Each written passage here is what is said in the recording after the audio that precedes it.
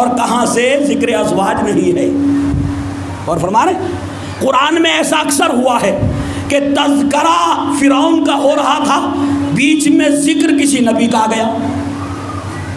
فرمائیے تذکرہ ظالمین کا ہو رہا ہے، بیچ میں ذکر مومنین کا آ گیا۔ تو ایسا اکثر آیات میں موجود ہے۔ اس کا مطلب یہ ہے کہ یہ سنت الہی ہے کہ سہلا کا ظالموں کا تذکرہ کرتے کرتے انہیں یہ یاد دلانا چاہتا ہے کہ اس روئے زمین پہ خالی ظالم ہی نہیں ہیں، بلکہ تمہارے درمیان ایسے لوگ بھی موجود ہیں جو مومنین ہیں، جو صالحین ہیں، جو شہداء ہیں، جو صدیقین ہیں۔ اور فرمائیے تو یہ چیز یاد دلانے کے لیے ہے۔ اب یہاں بھی آپ کو ذرا سا محظوظ ہوں گے جب یہ آپ کے سامنے آئے گا کہ یہ آیتیں کیا ہیں اور اس کے بعد آیت تطہیر کیا ہے۔ ایک بار سب مل کے صلوات پڑھیں محمد و آل محمد۔ دیکھیے آیتیں شروع ہوتی ہیں یہاں سے، جو ازواج کے سلسلے میں ہیں وہ یہاں سے شروع ہوتی ہیں۔ وَقَرْنَا فِي بُيُوتِكُنَّ وَلَا تَبَرَّجْنَا تَبَرَّجَتُ الْجَاهِلِيَّةِ الْأُولَىٰ۔ اور فرمانا اپنے گھروں میں بیٹھی رہو۔ کس کے لیے کہا جا رہا؟ ازواج رسول کے لیے۔ تم اپنے گھروں میں بیٹھی رہو اور جاہلیت کی طرح، دور جاہلیت کی طرح اپنے آپ کو لوگوں کے سامنے بنا سنوار کے پیش نہ کرو، گھروں سے نہ نکلو۔ اور فرمانے یہ ازواج کے لیے، یعنی حکم دیا جا رہا اپنے گھروں میں رہو۔ دور جاہلیت کی طرح اسلام سے پہلے جیسے عورتیں بغیر پردے کے رہتی تھیں اس طرح سے گھومنے کی کوشش نہ کرو۔ اس کے بعد جو ہے وہ آگے آیت پڑھتی ہے وَأَقِمْنَا الصَّلَاةَ، نماز کا قیام کرو۔ یہ آرڈر کی شکل میں ہے سب کچھ، آرڈر، نماز کا قیام کرو۔ وَآتِينَا الزَّكَاةَ، تم سب زکوٰۃ ادا کرو۔ وَآتِينَا اللَّهَ، اور اللہ کی اطاعت کرو اور اس کے رسول کی اطاعت کرو۔ سب آرڈر کی شکل میں، ذرا غور سے سنیے گا اس کو۔ اپنے گھروں میں بیٹھی رہو، دور جاہلیت کے طریقوں کو مت اپناؤ، نماز کا قیام کرو، زکوٰۃ ادا کرو، اللہ اور رسول کی اطاعت کرو۔ اب اس کے بعد جملہ آ رہا، سب میں کیا آیا؟ سب میں آیا صیغہ مؤنث کے لیے، جمع مؤنث کا، قرنا بیوتکنا۔ اور فرما رہے ہیں یہ عربی گرامر کے اعتبار سے جب عورتیں زیادہ ہوں گی، خواتین زیادہ ہوں گی تو یہ لفظ استعمال ہوں گے۔ تو کیونکہ وہاں عورتیں تھیں، مؤنث تھی سب کی سب، تو کہا قرنا فی بیوتکنا، اقمنا، آتینا، صحیح نا، آتینا، یہ سارے صیغے مؤنث کے ہیں۔ لیکن جیسے ہی آیت تطہیر شروع ہوئی تو اب صیغہ مؤنث کا نہیں رہا۔ انما یرید اللہ لیذھبکن نہیں کہا، لیذھبکم۔ اور فرمائیے گا یعنی اب کم کی ضمیر آ گئی، کن کی ضمیر نہیں رہی، مؤنث والی ضمیر نہیں رہی، ضمیر مذکر میں بدل گئی، کیونکہ یہاں مذکر زیادہ ہیں، مؤنث کم ہیں۔ اور فرمائیے گا یہاں پر جو آیت تطہیر جن کے لیے نازل ہوئی ہے اس میں مرد زیادہ ہیں اور عورتیں، تو اب صیغہ بدل گیا۔ انما یرید اللہ لیذھب عنکم، گم ہو گیا، کننا نہیں رہا۔ وَيُطَهِّرَكُمْ، یعنی مذکر کی ضمیریں ہیں۔ اس کا مطلب قرآن بتانا چاہتا ہے کہ دیکھو ہم تمہیں تاکید کر رہے ہیں، نماز کا قیام کرو، رسول کی اطاعت کرو، زکوٰۃ دیتی رہو، اپنے گھروں میں بیٹھی رہو۔ اور بہترین مثال ہے کہ تم اس پہ عمل کر سکتی ہو، اہل بیت کو اپنا آئیڈیل بنا لو تاکہ اس پہ عمل کرتی رہو۔ صلوات ہے محمد و آل محمد۔ یعنی یہ بیچ میں ایک جملہ ہے،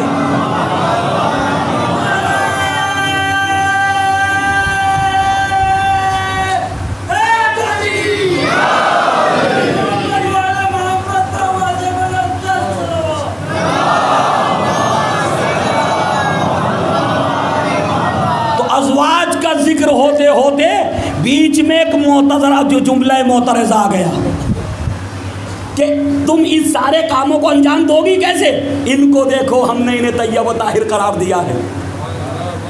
فرما رہے انہیں دیکھو، اہل بیت رسول کو دیکھو، ہم نے ان کو طیب و طاہر قرار دیا ہے، ان کو اپنا آئیڈیل بناؤ، اپنے لیے نمونہ عمل بناؤ۔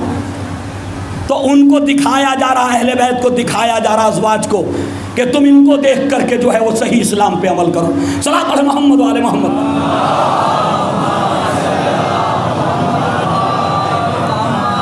اور اب یہیں سے پردے کی آیت بھی جو ہے وہ اس کے فوراً بعد ہے. ارشاد ہوتا یا ایھا الذین یا ایھا النبی قل لازواجک و بناتک و نساء المؤمنین، تم اپنی ازواج سے کہو، اپنی بیٹیوں سے کہو. یہاں بیٹیوں سے مراد صلبی بیٹیاں نہیں ہیں، اور فرمائیے ذرا، صلبی بیٹیاں مراد نہیں ہیں، یعنی امت کی بیٹیوں سے کہو. اور فرمانا اپنی ازواج سے کہو اور امت کی بچیوں سے کہو اور مومنین کی بیویوں سے کہو کہ وہ پردے میں رہیں. اور فرمانا وہ پردے میں رہیں، یعنی یہ بھی ذکر ازواج کے ذکر کے فوراً بعد آ رہا ہے، اور سب کے لیے آئیڈیل بنایا جا رہا ہے اہل بیت کو. اور فرمائیے گا سب کے لیے، ازواج کے لیے بھی آئیڈیل اہل بیت ہیں، انہیں دیکھو، اسلام پہ عمل کرو، ان کی سیرت کو اپناؤ تاکہ اسلام پہ چلتے رہو.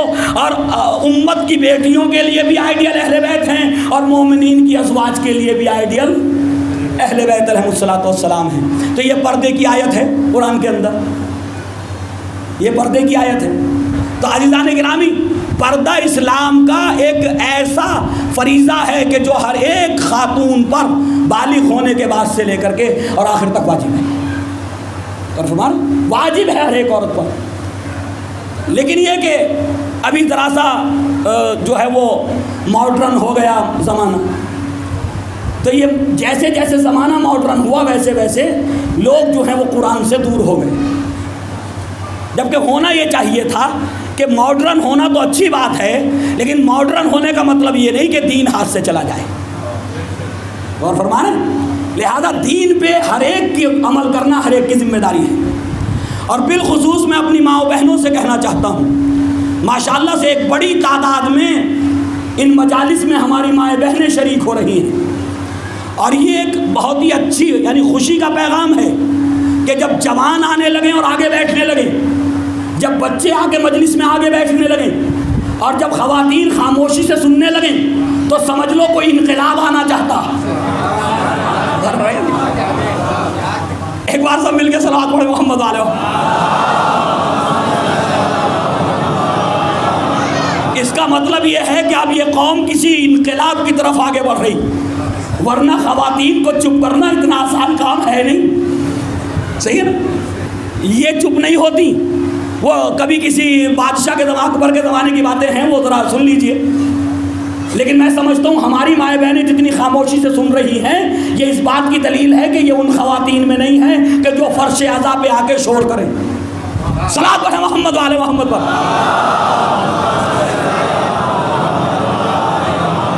جی اکبر کہنے لگا، اپنے ارکان تھے نا اس کے 9 رتن کو جمع کر کے کہنے لگا کہ بھائی دنیا کا سب سے بڑا جھوٹ بولو. اب ہر ایک سوچنے لگا، ساری رات سوچتا رہا کہ جو سب سے بڑا دنیا کا جھوٹ بولے گا اسے انعام دوں گا. دیکھیے بادشاہ بھی کیسے کیسے گزرے ہیں، وہ جھوٹے کو انعام دینا چاہتے ہیں، سچوں کو نوازنا نہیں چاہتے. صلوات پڑھیں محمد والے محمد.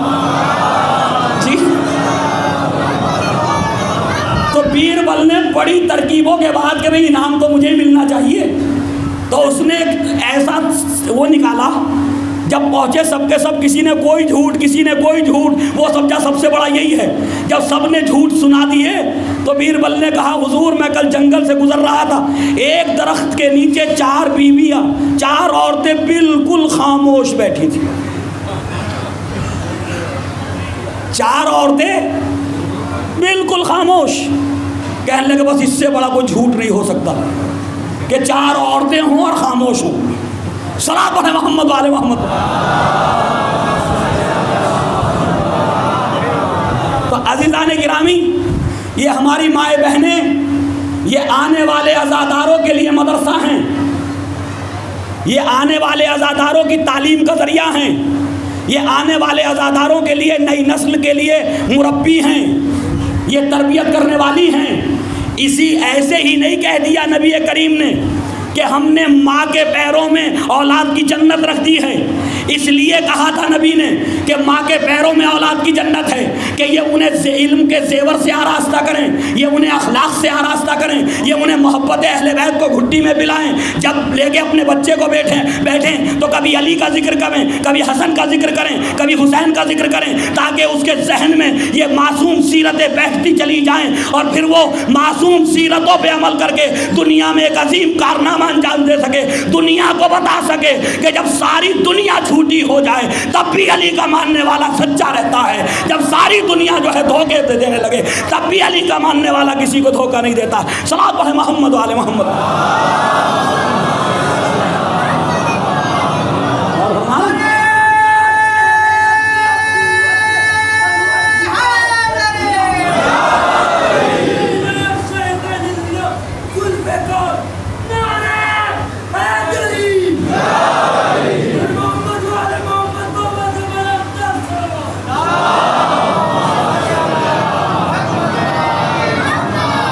عزیزان گرامی, ماؤں کے قدموں کے نیچے جنت رکھ دی.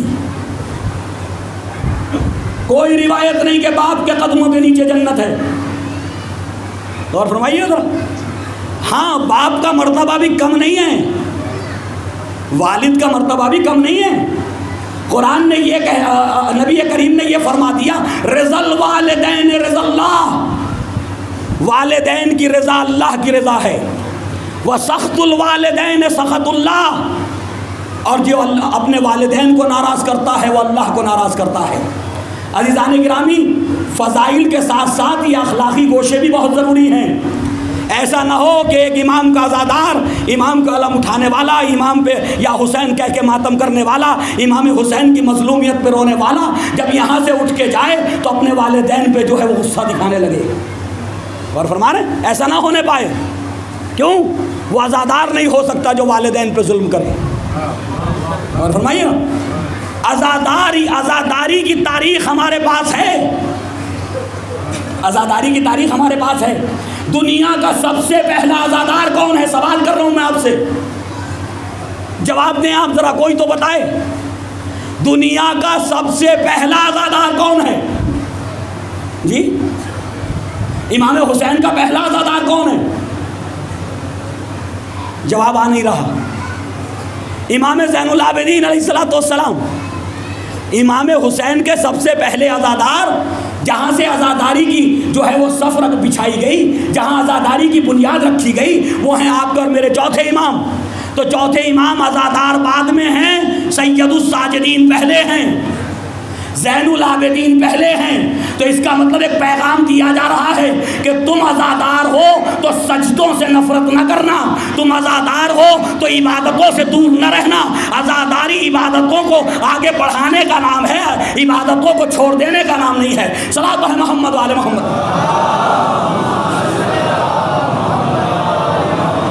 تو عزیزان گرامی, یہ ماؤں کے لیے فخر ہونا چاہیے. اور یہاں تو اولاد بھی جنتی ہے اور مائیں بھی جنتی ہیں. غور فرمائیے بھائی, اس مجمع میں اولاد بھی جنتی ہے اور مائیں بھی جنتی ہیں. تو ایک فخر ہے آپ کے لیے کہ آپ کے قدموں میں جنت رکھ دی. اور یہیں سے کچھ لوگوں نے غلط فائدہ اٹھانے کی کوشش کی. وہ کہنے لگے نبی کریم نے فرمایا نا کہ ماں کے قدموں میں جنت ہے, فرمایا نا نبی کریم نے کہ ماں کے قدموں میں جنت ہے. تو ازواج رسول کون ہیں؟ امت کی مائیں. تو پھر ان کے قدموں بھی امت کی جنت ہے. اور فرمائیے ذرا, ان کے قدموں میں بھی امت کی جنت ہے. بھائی نبی نے فرمایا کہ ماں کے قدموں میں جو ہے وہ جنت ہے اولاد کی. کس ماں کے قدموں میں؟ جو پہلے خود جنتی ہو. اور فرمائیے جہنمی ماں کے قدموں میں مومن کی جنت نہیں ہو سکتی. پہلے خود تو جنتی ہو. تو بھیا اگر وہ جنتی خود ہو جاتی تو ہمیں کوئی اعتراض نہ. ان میں بھی جو جنتی ہیں ان کے قدموں میں امت کی جنت ہے. صلوات پڑھیں محمد وعلی محمد. اور بس آخر میں 5 منٹ میں ایک مسئلہ اور وہ یہ کہ جب امت مسلمہ قصیدے پڑھنے لگی, ان بیویوں کے کہ جو بیویاں جو ہیں وہ نبی کو ستا رہی تھی، نبی کریم کو اذیتیں پہنچا رہی تھی، اسلام کے خلاف جا رہی تھی. اور فرمائیے گا ان کے بھی تو قصیدے ہیں ہمارے ہاں، ان کے بھی تو جو ہے مدح و ثنا ہو رہی ہے. تو عزیزان گرامی، ایسی چیزیں گڑھی گئیں، ایسی روایات بنائی گئیں، فیکٹری کھل گئی روایات کی. وہب ابن منبع، کعب الاحبار، ابو ہریرہ، فرمائیے ذرا ابو ہریرہ یہ وہ راوی تھے کہ جنہوں نے 2 سال میں 4 5 ہزار حدیثیں جو ہیں وہ گڑھ دیں. اور یہ بھی خیال نہیں کیا گیا کہ ان روایات کو جن کو ہم بنا رہے ہیں اس میں نبی کی توہین ہو رہی ہے یا نبی کی عزت بڑھ رہی ہے.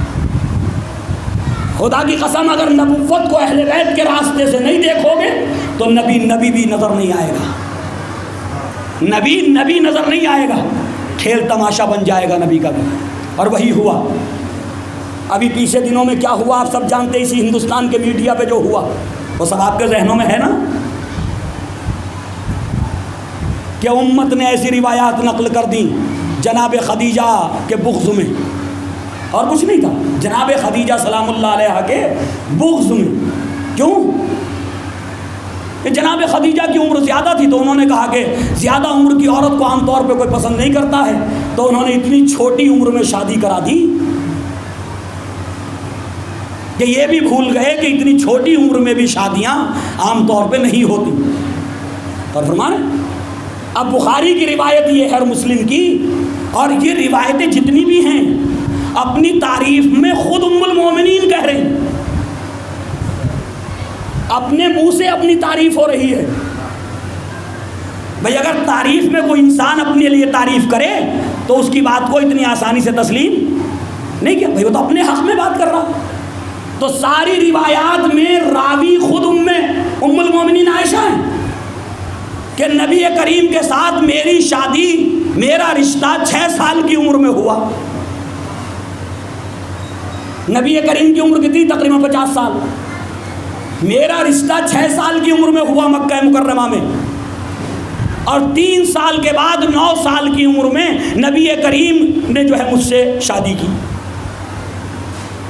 اسی پہ تو ایک جملہ کہہ دیا تھا کسی ملونہ نے، جی یہی ہے نا. اچھا ان دروازوں کو، ان لان و تان کے اور نبی کریم اور قرآن کو برا بھلا کہنے کے دروازے کھولنے والا بھی کوئی اور نہیں ہے، اپنوں ہی میں ہے. اور فرما رہے نہ جتندر تیاگی ملعون، اور فرما رہے بھائی جتندر ہی کہوں گا نا، بھائی وہی تو ہے نا، اب صحیح ہے. تو نہ جتندر تیاگی ملعون جو ہے وہ نبی کریم اور قرآن کو برا بھلا کہتا، اور نہ کسی اور میں ہمت ہوتی. اور فرما رہے تو یہ اپنوں ہی نے دروازے کھولے ہیں. لہذا وہاں سے کہا گیا کہ 9 سال کی بچیوں سے تمہارا نبی شادیاں کرتا ہے. اور فرما رہے 9 سال کی بچیوں سے 50 سال کی ایج میں. بھائی کوئی قرآن میں آیت ہے کہ چھوٹی بچیوں سے شادی کرنا فضیلت کی بات ہے؟ کوئی آیت ہے قرآن میں؟ کوئی حدیث رسول ہے کہ چھوٹی بچی سے جو ہے وہ شادی کرنا فضیلت کی بات ہے؟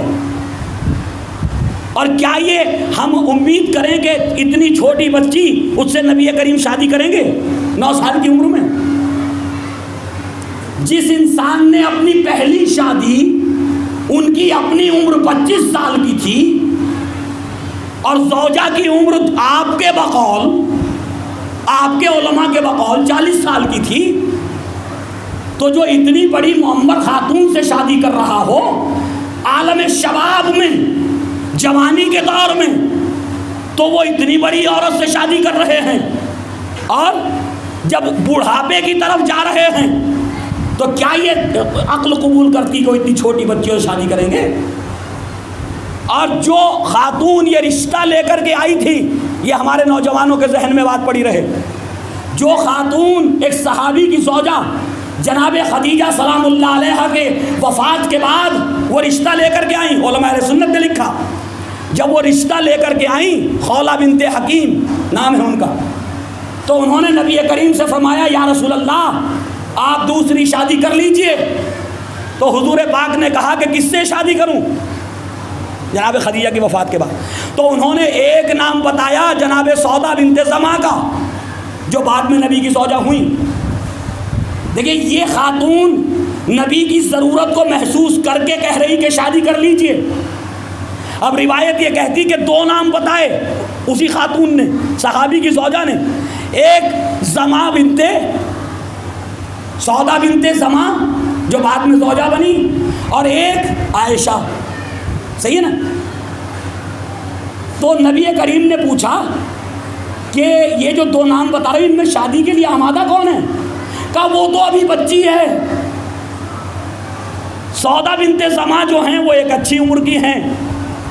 تو مجھے انصاف سے بتاؤ، جس کو جلدی شادی کی ضرورت ہو اور اس لیے ایک مومنہ رشتہ لے کے آئی ہو کہ جلد شادی کر لیں، تو وہ 3 سال ابھی جو 6 سال کی ہو اس کا رشتہ کیوں بتائے گی نبی کو؟ اور فرمائے بھئی اس کا رشتہ کیوں بتائے گی؟ اس سے تو شادی ابھی ہو ہی نہیں سکتی، نابالغ ہے۔ صلوات پڑھیں محمد وعلى محمد۔ اور اس بات کو ثابت کرنے کے لیے امام بخاری اور امام مسلم نے اپنے پورے زور لگا دیے۔ یہ واقعاً 9 سال کی عمر میں شادی ہوئی، اور خود ام المومنین کے زبان سے روایات نقل ہوئی۔ کہتی ہیں ایک روز نبی کریم نے شادی کے بعد مجھ سے یہ کہا۔ کس نے کہا؟ نبی کریم نے۔ کس سے؟ ام المومنین عائشہ سے۔ کیا کہا؟ اریدکی، یہ جملے، اریدکی فی المنام مرتین، تم مجھے خواب میں 2 بار دکھائی گئی۔ غور فرمائیے ذرا، تم مجھے خواب میں، شادی سے پہلے، ذرا سوچئے آپ، شادی سے پہلے 2 بار خدا کی طرف سے تم مجھے خواب میں دکھائی گئی۔ جبرائیل امین حریر کے ایک پارچے میں آپ کی تصویر لے کے میرے خواب میں آتے تھے۔ واہ، یہ کون فوٹوگرافر تھا جو ام المومنین کی تصویریں کھینچ کے جبرائیل کو بھیج رہا تھا؟ صلاۃ پڑھیں محمد وعلی محمد پر۔ جی اور فرمائیں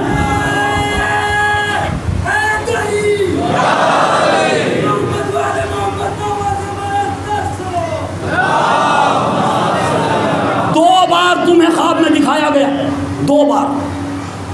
اور پھر مسلم اور آگے بڑھ گئے، انہوں نے کہا جب ہو ہی گئی بات تو تھوڑا اور بڑھا دو، صحیح نا؟ جب جھوٹی روایتیں کڑھنی تو اور آگے بڑھاؤ۔ وہ کہنے لگے 3 مرتبہ دکھایا گیا۔ اب مسلم کی روایت آ گئی، صحیح نا؟ امام بخاری کہہ رہے تھے 2 بار دکھایا گیا، اب امام مسلم بھی ام المومنین ہی سے کہہ رہے ہیں اس بات کو۔ ام المومنین کہہ رہے ہیں مجھے نبی نے فرمایا 3 مرتبہ تمہیں مجھے خواب میں دکھایا گیا، 3 مرتبہ۔ تو ام المومنین کو اتنا بھی یاد نہ رہا کہ 2 مرتبہ صحیح ہے یا 3 مرتبہ۔ اور فرمائیے ذرا، ام المومنین کو یہ بھی پتہ نہیں رہا کہ میں نے ایک جگہ 2 مرتبہ کہا ہے، اب دوسرے راوی سے 3 مرتبہ۔ ایک مرتبہ ذکر آیا کہ لال کپڑا تھا حریر کا، لال پارچہ، اس کا سرخ رنگ تھا۔ دوسری جگہ ذکر آ رہا مسلم میں کہ پیلا کپڑا تھا۔ تو اس کا مطلب نہ آپ کو کپڑے کا کلر یاد رہا، نہ کتنی مرتبہ آپ خواب میں دکھائی گئی، نبی نے کیا بتایا وہ یاد رہا۔ یاد تو جب رہتا جب وہ ہوا ہوتا۔ اور فرمائیے ذرا، جب نبی کریم حضرت محمد مصطفیٰ نے یہ فرمایا ہوتا، جب فرمایا ہی نہیں تو جس سے جیسا موقع لگا ویسے بتا دیا۔ صلاۃ پڑھ محمد وعلی محمد۔ تو 9 سال کی عمر میں امام بخاری اور امام مسلم نے ام المومنین کی شادی نبی کریم سے کرا دی، جبکہ تمام دوسرے علماء سوائے ان 2 کتابوں کے جتنے بھی علماء اہل سنت نے کتابیں لکھی ان سب نے یہ لکھا کہ خلیفہ اول کی 3 بیٹیاں تھیں۔ ذرا غور سے سنیے گا، خلیفہ اول کی 3 بیٹیاں تھیں، جلدی سے عرض کر رہا ہوں بس۔ اور اس میں بھی یہ کہا، یہ روایت کہاں آئی کہ نبی کریم جب مدینے آ گئے ہجرت کر کے تو خود اپنے آپ کسی عورت کو نہیں بھیجا، کسی رشتہ دار کو نہیں بھیجا، خود خلیفہ اول کے دروازے پہ آئے اور آنے کے بعد کہا کہ آپ مجھ سے اپنی بیٹی کی شادی کر دیجئے۔ کہا یا رسول اللہ میری 3 بیٹیاں ہیں، آپ کس بیٹی سے چاہتے ہیں؟ انہوں نے تینوں کو نبی کے سامنے پیش کر دیا۔ غور کیجیے گا، خدا کی قسم بڑی شرمندگی ہوتی ہے روایات پڑھ کر کے، ہیں شرمندگی ہوئی یا نہیں؟ کیا آج بھی کوئی نوجوان اتنا بے غیرت ہوا کہ کسی بیٹی کے باپ سے جا کے کہہ سکے میں باپ کی بیٹی سے شادی کرنا چاہتا ہوں؟ ہے کوئی کسی میں ہے ہمت یہاں؟ نبی جسے قرآن کہہ رہا انک لعلی خلق عظیم، اے میرے حبیب آپ اخلاق کے بلند ترین درجات پہ فائز ہیں، جو دنیا کو اخلاق سکھانے آیا ہو اس کا تم نے یہ اس طرح سے جو ہے زندگی کو پیش کر دیا جہاں کہیں اخلاق ہی نظر نہیں آتا۔ سنیے گا ذرا غور سے، 3 بیٹیاں پیش کر دیں، جس سے چاہو کر لو۔ اب علماء نے کہا کہ یہ روایات اس لیے بھی غلط ہیں کہ اسماء بنت امیس جو بڑی بیٹی ہیں خلیفہ اول کی، جو بڑی بیٹی ہیں خلیفہ اول کی، وہ زبیر کی زوجہ ہیں یہاں جب ہجرت کی ہے، اور ان کے شکم میں عبداللہ ابن زبیر تھے۔ غور فرمائیے ذرا، حاملہ تھی، شکم میں عبداللہ ابن زبیر تھے، مکہ مکرمہ میں زبیر کے ساتھ بڑی بیٹی کی شادی خلیفہ اول کر چکے تھے، تو جو شادی شدہ تھی، جو کسی کی زوجیت میں تھی، کیا اس کو نبی کے لیے پیش کر دیا جائے گا چاہے اس سے کر لو؟ غور فرمائیے ذرا، اور زبیر بھی مسلمان ہو چکے تھے، یہ بھی نہیں کہ کافر کی زوجیت میں تھی، وہ بھی مسلمان تھے اس وقت۔ تو اس کا مطلب یہ روایت جھوٹی ہے۔ تیسری بیٹی، 3 بیٹیاں تھیں، ایک عائشہ، دوسرے بڑی اسماء، ان کے بعد عائشہ، تیسرے نمبر پر ام کلثوم، جن کے لیے کہتے ہیں حضرت علی نے اپنی بیٹی کی شادی خلیفہ دوم سے کر دی۔ وہ حضرت علی کی بیٹی نہیں تھی، وہ ام کلثوم خلیفہ اول کی بیٹی تھی۔ اور فرمائیے ذرا، وہ ام کلثوم خلیفہ اول کی بیٹی تھی۔ تو عزیزان گرامی، دوسری بیٹی عائشہ، تیسری بیٹی ام کلثوم۔ ام کلثوم پیدا اس وقت ہوئی جب ابو بکر کی وفات ہو گئی۔ ابو بکر کی وفات کے بعد تیسری بیٹی دنیا میں آئی، ان کے دنیا سے جانے کے بعد۔ تو 3 بیٹیاں کہاں سے ابو بکر خلیفہ اول نے پیش کر دی نبی کے سامنے، چاہے جون سی سے شادی کر لو جی۔ ایک شادی شدہ تھی، ایک ابھی پیدا بھی نہ ہوئی تھی۔ پھر نبی مدینے میں کیوں آئے؟ دروازہ خلیفہ اول پر میں شادی کرنا چاہتا ہوں آپ کی بیٹی سے، جب مکے میں رشتہ ہو چکا تھا۔ غور فرمانے، تو ہجرت کے بعد اب یہاں آ کر کے کہنے کی ضرورت ہے 3 سال پہلے تو مکے میں رشتہ ہو چکا۔ پھر جلدی جلدی عرض کروں بس، اور اس سے پہلے نبی کا رشتہ ہونے سے پہلے مطعم ابن جبیر کا بھی رشتہ چل رہا تھا۔ غور فرمائیے گا ذرا، مطعم ابن جبیر، یہ میرے نوجوان نام یاد رکھیں، اس کا وہ کافر تھا، اور ابو بکر بھی اس وقت کافر تھے، ایمان نہیں لائے تھے، اسی وقت رشتہ کر دیا تھا مطعم ابن جبیر کے ساتھ عائشہ کا۔ اور فرمائیے ذرا، تو جب رشتہ ہو چکا عالم کفر میں، ابھی یہ بھی مومن نہیں تھے وہ بھی نہیں تھے، تو 2-4 سال کی 5 سال کی تو رہی ہوں گی اس وقت۔ اور فرما رہے ہیں بھائی کچھ تو عمر رہی ہوگی نا۔ اور یہ مطعم ابن جبیر مسلمانوں کے اور نبی کے خلاف جنگ بدر میں پہلی لڑائی میں آیا تھا جنگ کرنے کے لیے۔ تو جس کی عمر اتنی ہو کہ جنگ کرنے کے لیے جنگ بدر میں آ رہا ہے مسلمانوں کے خلاف، تو اس کا رشتہ کسی اچھی خاصی یعنی 5-6 سال 7-8 سال کی عمر کی بچی سے تو ہوا ہوگا، یہ تسلیم کرنا پڑے گا نا۔ عزیزان گرامی، اندازہ کیجئے کیسی کیسی روایات بنائی گئی۔ علماء کہتے ہیں کہ بڑی بہن اسماء بنت ابی بکر، وہ اپنی بہن عائشہ سے 10 سال بڑی تھی۔ متفق علیہ فیصلہ علماء اہل سنت کا، متفق علیہ، کوئی اختلاف ہی نہیں کہ اسماء بنت امیس 10 سال بڑی تھی عائشہ سے، اور ان کی عمر ہجرت کے سال 27 سال کی تھی۔ ہجرت کے سال 27 سال کی تھی۔ تو اگر بڑی بہن کی عمر ہجرت کے وقت 27 سال کی ہو اور وہ اپنی چھوٹی بہن سے 10 سال بڑی ہو، تو چھوٹی بہن کی عمر ہجرت کے سال کتنے سال کی ہوگی؟ اور ہمارے 17 سال کی ہوئی نا۔ اور ہجرت کے دوسرے سال نبی کریم نے شادی کی، تو عمر کتنے سال کی؟ 19 سال کی۔ تو 19 سال کی عمر میں شادی ہوئی، خدیجہ کے بغض میں اتنی چھوٹی کی شادی کرا دی کہ چاہے کسی کی عقل میں آئے یا نہ آئے خدیجہ سے مقابلہ کرنا ہے۔ صلاۃ پڑھیں محمد وآل محمد۔ اور فرما رہے ہیں، اور عزیزوں میں اپنے ہندو بھائیوں کو اور اس عورت کو بھی 2 جملوں میں جواب دینا چاہتا ہوں کہ آپ بھی اپنی کتابیں پڑھیے، آپ بھی اپنی کتابیں پڑھیے۔ والمیکی نے جو رامائن لکھی ہے اسے پڑھ لیجیے ذرا۔ آپ یہ اعتراض کر رہے ہیں کہ 6 سال کی عمر میں، 9 سال کی عمر میں، تو 9 سال کی عمر جو ہے وہ کم سے کم 3 سال تو پڑی ہیں۔ آپ کے رام جی کی جو شادی سیتا کے ساتھ ہوئی ہے وہ 6 سال کی عمر میں ہوئی ہے۔ اور فرمائیے گا، یہ آپ لکھ رہے ہیں، ہو سکتا ہے جیسے ہماری تاریخ بگڑ گئی ویسے آپ کی بگڑ گئی ہو۔ اور فرمائیے گا، جیسے ہماری تاریخ بگڑ گئی ہو سکتا آپ کی بھی بگڑ گئی ہو، لیکن ان تاریخوں پہ نہ جاؤ، قرآن سے پوچھو کہ محمد کون ہے۔ صحابہ کے بتائے پہ نہ جاؤ، ازواج کے بتائے پہ نہ جاؤ، اہل بیت سے پوچھو کہ محمد کا مرتبہ کیا ہے۔ صلاۃ پڑھیں محمد وآل محمد۔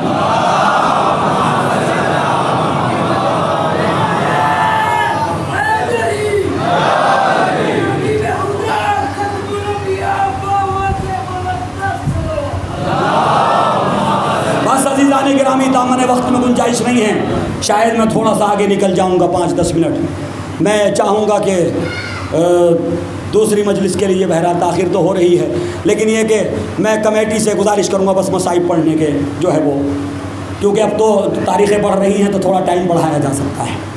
بس عزیزان گرامی، اگر کربلا نہ ہوتی تو نبی نہ رہتے، کربلا نہ ہوتی تو اسلام نہ رہتا۔ انہوں نے نبوت اور رسالت کو ایک کارٹون بنا کے پیش کیا دنیا کے سامنے، مذاق بنا دیا اسلام کا۔ اور آج بھی اگر کوئی اسلام کو صحیح شکل میں پیش کر رہا ہے تو وہ مکتب تشیع کر رہا ہے۔ امام حسین کے عزادار صحیح شکل میں اسلام کو پیش کر رہے ہیں، اور میں گزارش کر رہا ہوں کہ اگر کوئی ایسی شکل ہے کہ جس سے اہل بیت کے فکر کو، اہل بیت کے مذہب کو نقصان پہنچتا ہو تو خدا کے لیے میرے نوجوان ان شکلوں کو بھی چھوڑنے کی کوشش کریں۔ فرمایا اگر کچھ ایسا ہے تو اسے چھوڑنے کی کوشش کریں، کیونکہ یقین جانو صرف اب تم ہی ہو کہ جو اسلام کی آبرو کے ضامن ہو۔ اب صرف یہی قوم ہے جو اسلام کی آبرو کی ضامن ہے، ورنہ ہر طرف اسلام پہ انگلیاں اٹھ رہی ہیں۔ اور جب اس وقت انگلیاں اٹھی تھی تب بھی ان کے بزرگ نہ کھڑے ہو سکے اسلام کو بچانے کے لیے، تب بھی اسی قوم کے امام کھڑے ہوئے تھے، تب بھی اسی قوم کے امام کھڑے۔ کربلا کے میدان میں یوں تو ہر ایک قربانی، جتنی قربانیاں میرے مولا نے دی ہیں، ہر ایک قربانی اپنی جگہ بہت اہمیت کی حامل ہے۔ میں تصور نہیں کر سکتا کہ وہ قربانی کتنی اہمیت کی حامل، لیکن عزیزو کربلا میں 5 قربانیاں ایسی ہیں، 5 قربانیاں کربلا میں ایسی ہیں کہ اگر کوئی غیر بھی ان قربانیوں کو سن لے تو تڑپ جاتا ہے۔ اگر کوئی غیر بھی سن لے نا تو وہ بھی بے ساختہ جو ہے چیخنے لگتا ہے، گریہ کرنے لگتا ہے۔ پہلی قربانی جناب علی اصغر کی قربانی، جناب علی اصغر کی قربانی انشاءاللہ ذکر ہوگا آنے والے دنوں میں۔ دوسری قربانی جناب عباس کی قربانی، شہادت جناب عباس۔ رو لیجئے، گریہ کر لیجئے، میں سرخیاں دے رہا ہوں آپ کو۔ تیسری قربانی یتیم حسن کی قربانی، ام فروا کے لال کی قربانی۔ چوتھی قربانی تیار ہے نا باپ گریہ کرنے کے لیے؟ چوتھی قربانی ہم شبیہ رسول کی قربانی، ہم شبیہ رسول کی قربانی۔ 5ویں قربانی خود امام حسین کی قربانی۔ یوں تو ساری قربانیاں اہم ہیں، لیکن عزیزو جب ان قربانیوں کو کوئی غیر بھی سنتا تو تڑپ جاتا، بے اختیار آنکھوں سے اشک گرنے لگتے ہیں۔ ہاں عزیزو سنیں گے، آج مجھے اسی کڑیل جوان کا مصائب پڑھنے ہیں، آج اسی شہزادے کی قربانی کا ذکر کرنا ہے، آج اسی حسین کے لال کا تذکرہ کرنا ہے کہ جسے حسین اتنا چاہتے تھے۔ روایات بڑی عجیب ہیں میرا گلا تھوڑا سا کام نہیں کرے گا لیکن کوشش کروں گا آپ تک پہنچانے کی۔ روایات بڑی عجیب ہیں۔ کوفے کے راستے مجھے انصاف سے بتاؤ امام حسین سے سب سے زیادہ قریب کسے ہونا چاہیے تھا؟ امام حسین سے سب سے زیادہ قریب کسے ہونا چاہیے؟ دل تو کہتا کہ عباس قریب ہوں گے، دل کہتا نا، ہر مرد مومن کا دل، ہر عزادار کا دل کہتا کہ سب سے زیادہ قریب جناب عباس ہوں گے، لیکن تاریخ کچھ اور بتاتی ہے۔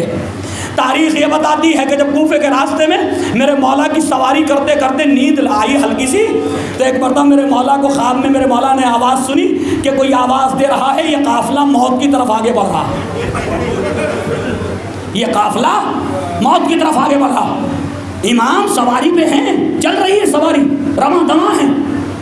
ایک مرتبہ تاریخ کہتی ہے جیسے یہ جملے امام کی زبان پہ آئے انا للہ و انا الیہ راجعون، تو اب یہاں جناب علی اکبر ایک مرتبہ پوچھتے بابا کلمہ تو حق ہے، موقع و محل سمجھ میں نہیں آتا، بابا آپ نے کیوں پڑھا؟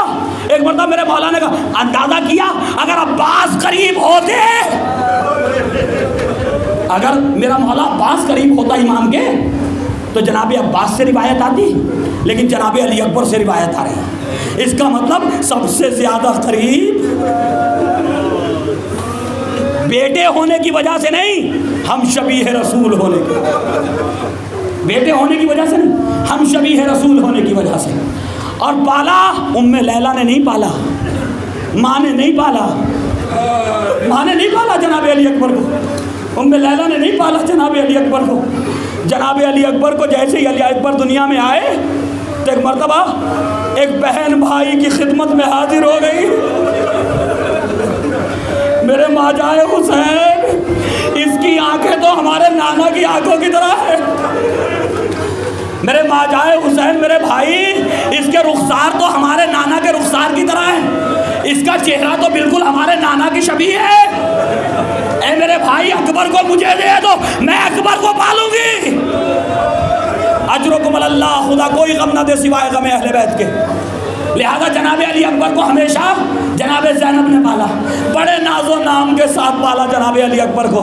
تاریخ کہتی ہے کہ جب عباس نہ رہے، جب قاسم نہ رہے، جب آنو محمد نہ رہے، جب اصحاب باوفا نہ رہے، ایک مرتبہ یہ جوان مولا کے قریب آیا، آنے کے بعد کہنے لگا بابا اب ہمیں بھی مرنے کی اجازت دے دیجئے، بابا اب ہمیں بھی مرنے کی اجازت دے دیجئے، بابا آپ نرغہ آدم یک کو تنہا ہیں، یہ بیٹے کی غیرت کو گوارا نہیں ہوتا کہ چاروں طرف سے دشمن گھیرے رہیں اور جوان بیٹا موجود ہو۔ میرے مولا نے کہا ایک مرتبہ سامنے کھڑا کیا اکبر کو، سر سے پیر تک اکبر کو دیکھتے جاتے، سینے سے لگایا، رخساروں کے بوسے دیتے جاتے، کہتے جاتے میرے لال میں تمہیں کیسے مرنے کی اجازت دے دوں، میرے لال میں تمہیں کیسے مرنے کی اجازت دے دوں، میرے لال ارے تم ہی تو میرا سہارا ہو، تم تو میرے نانا کی شبیہ ہو۔ تاریخ کہتی ہے کہ ایک مرتبہ جناب علی اکبر نے اصرار کیا، امام نے کہا اچھا اکبر اگر جانا ہی چاہتے ہو تو جاؤ، پہلے اپنی پھوپھی زینب سے اجازت لے لو، پہلے اپنی پھوپھی جناب زینب سے اجازت لے لو، میرے لال زینب نے تمہیں 18 سال پالا ہے۔ جناب علی اکبر خوشی خوشی خیمے میں آئے، جناب زینب کبریٰ کے سامنے سر جھکا کے کھڑے ہو گئے۔ جناب زینب نے دیکھا وہ بھتیجا کہ جو ہمیشہ میری آغوش میں سر رکھ کے لیٹتا تھا آج میرے سامنے سر جھکائے کھڑا، اے اکبر کیا کچھ کہنا چاہتے ہو، اے میرے لال کیا کچھ مانگنا چاہتے ہو، کچھ کہنا چاہتے ہو پھوپھی سے؟ اکبر نے سر نہیں اٹھایا، وہ ایک جملہ کہا پھوپھی اماں بابا نرغہ آدم یک کو تنا رہے۔ جناب زینب نے کہا بیٹا تو چاہتے کیا ہو؟ پھوپھی اماں مرنے کے لیے جانا چاہتا ہوں، پھوپھی اماں مجھے اجازت دے دیجئے، مجھے مقتل میں جانے دیجئے۔ ایک بار جناب زینب نے کہا میرے لال میں تمہیں کیسے اجازت دے دوں، ابھی پھوپھی اور بھتیجے میں گفتگو ہو رہی تھی۔ ایک مرتبہ علی اکبر نے کہا اچھا پھوپھی ایک سوال کروں؟ کہا ہاں بیٹا پوچھو، کہ پھوپھی اگر آخرت میں میری دادی فاطمہ نے پوچھ لیا تمہیں اکبر پیارا تھا یا حسین، پھوپھی کیا جواب دو گی؟ پھوپھی میری دادی کو کیا جواب دو گی؟ بس جیسے یہ جملے سنے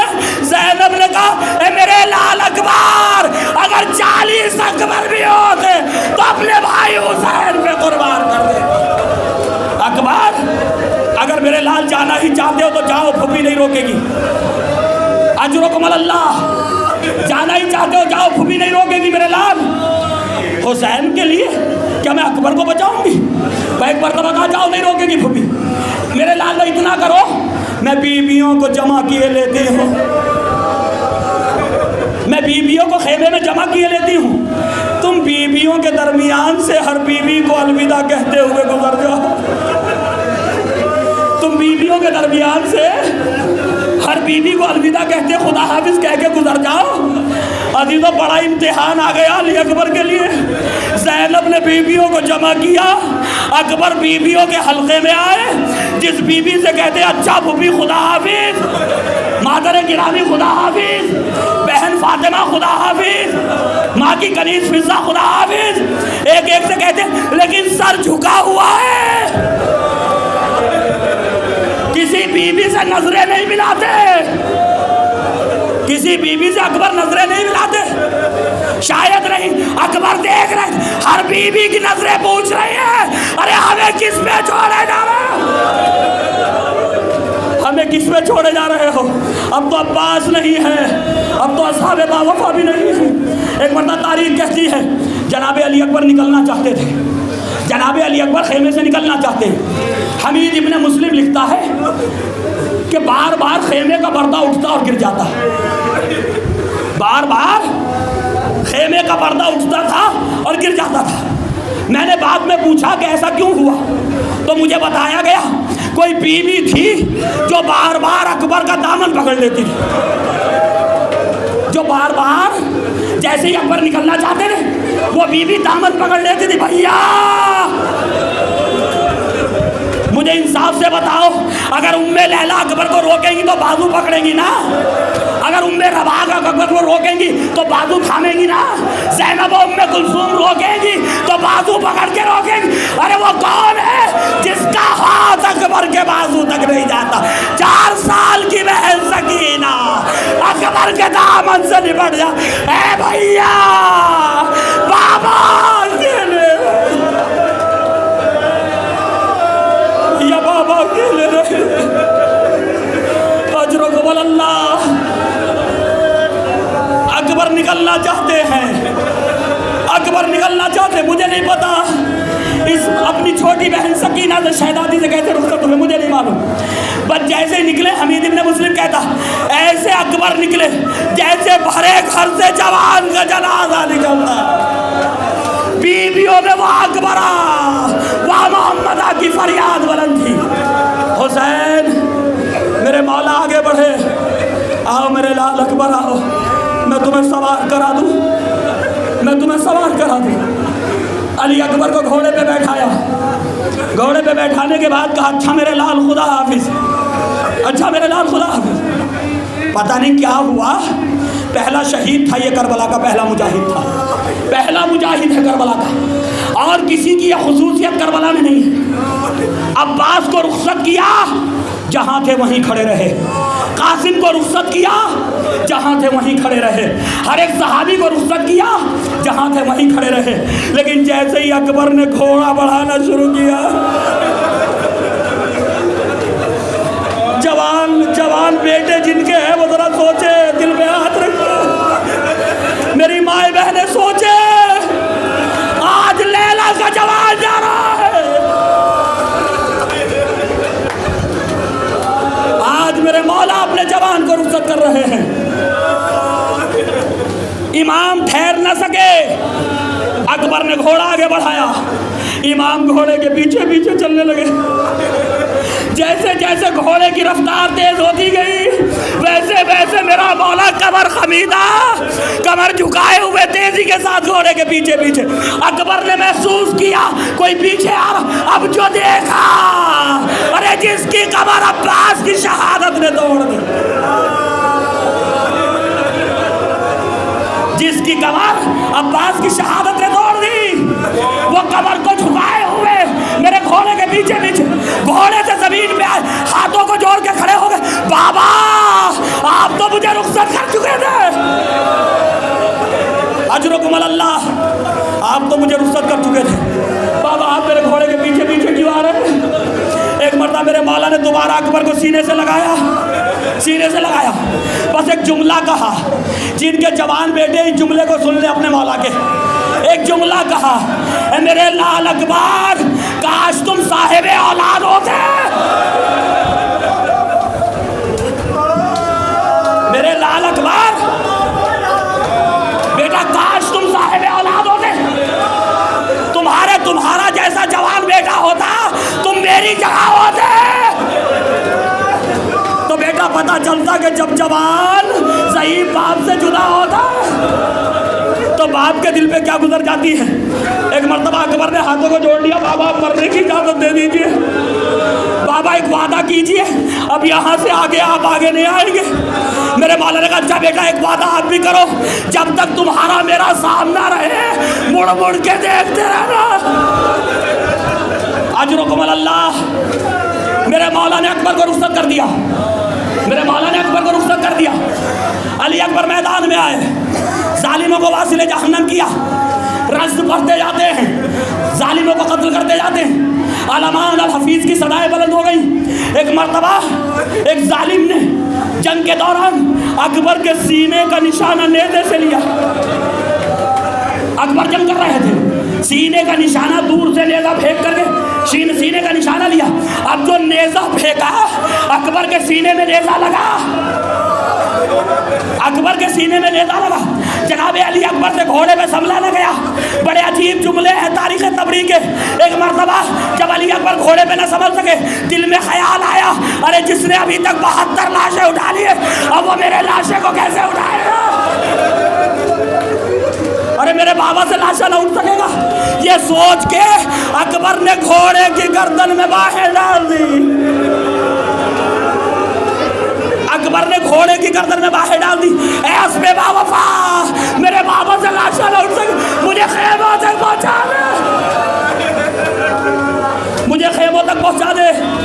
تاریخ کہتی ہے اب اکبر کے ہاتھ میں تلوار نہ تھی، شہزادہ ہاتھ گھوڑے کی گردن میں تھے. فوج یزیدی نے چاروں طرف سے گھیر لیا، ارے جسم میں تلواریں چلنے لگی. تاریخ تبری کے جملے یہ ہیں قتلوہ اربا نربا، زندگی میں اکبر کو ٹکڑے ٹکڑے کر. اجرکم اللہ.